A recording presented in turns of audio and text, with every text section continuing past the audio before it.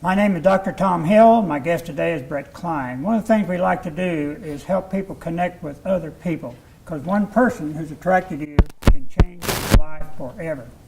So, Brett, welcome to our visit time together here. How did we meet? Well, it was nothing's coincidental. I was meeting with another gentleman. We were down at the Ritz-Carlton here in Clayton, and you were scheduled to meet with him after my meeting with him. Mm-hmm. And we met. It was maybe a 2-minute conversation, and then the next week we were sitting down up in Lake St. Louis having coffee. And now we're new best friends. Absolutely. Yeah. One of the books I love for people to read is called When God Winks at You. Yeah. And that was a wink, because we weren't designed to meet, and here we are, and we're going to change the world. Believe that. Yeah. So he's got the most interesting experiences of what you've done. So tell a little bit about first your early childhood. Okay. I grew up in a military family. My dad was an officer in the Army.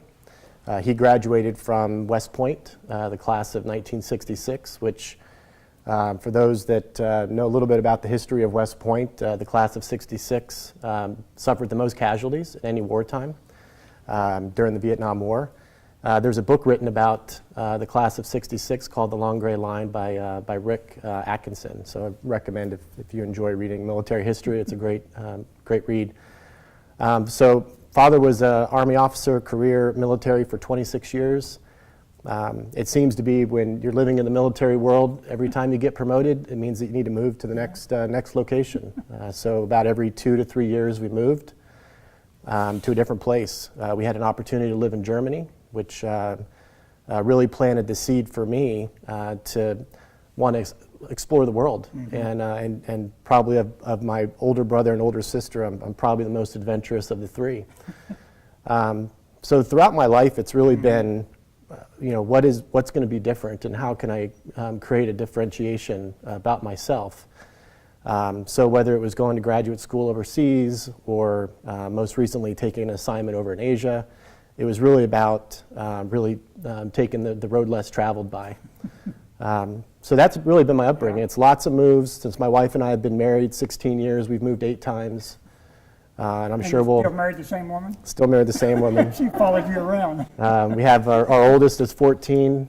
He's 8th grade at Westminster, and he's moved 7 times since he's been born. So one of the things I read in your that you shared with me is about your father giving up a promotion. He so did. You all could finish high school. When we relocated from Germany, he was assigned back to the Pentagon, and his area or branch of service was air defense, mm-hmm. Which meant missile systems, both surface to air, air to surface, air to air. And when he went back to the Pentagon, he was working in the research and development area for all U.S. missile systems. After about 3 years, he was moving obviously up in the ranks, and he was offered a brigadier general command in Fort Benning, Georgia. And he actually declined that to provide the opportunity for, at that time, my brother and sister to have the opportunity to go through high school in one place. It was blessing for me. I had the opportunity to go from 7th grade all the way through high school being in one location. So what degrees do you have now? I have a Bachelor of Arts, Public Relations and Advertising from Southern Methodist University in Dallas, Texas. I received my Master's in Business Administration from the University of Edinburgh in Scotland.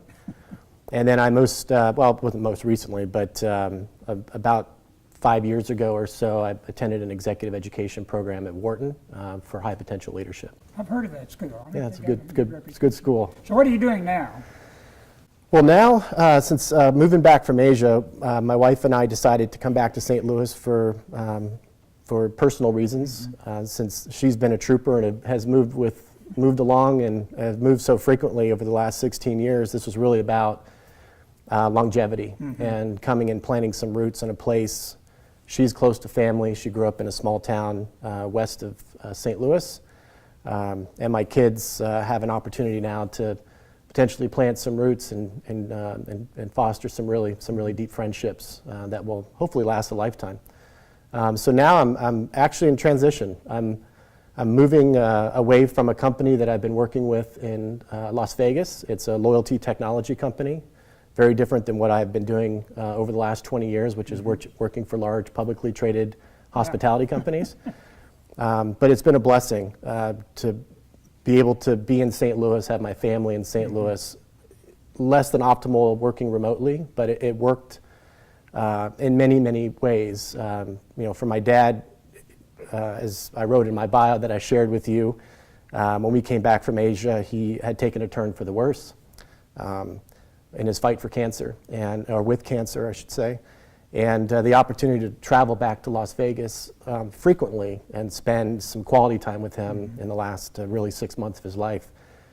He passed away last March, and now going through the personal and professional inflection point of deciding what I want to do next. So I'm actually in transition away from the company I'm with now and looking to start my own venture. So you're the classic deciding what you're going to be when you grow up? I'm right at that point in life, for Like sure. I heard a guy say one time, I'm going to be an entrepreneur, and I don't even know how to spell it. Yeah. So you're becoming an entrepreneur. I'm going through that transition now. you. God bless Thanks for you. being Thank here. you. Thanks for everything, Tom. Touching a lot of lives, amazing story. When will your book be out? Yeah. I'm not sure yet. I'll definitely let you know, and you may help me with that. Okay. All God right. bless. God bless. Take care. Thank you.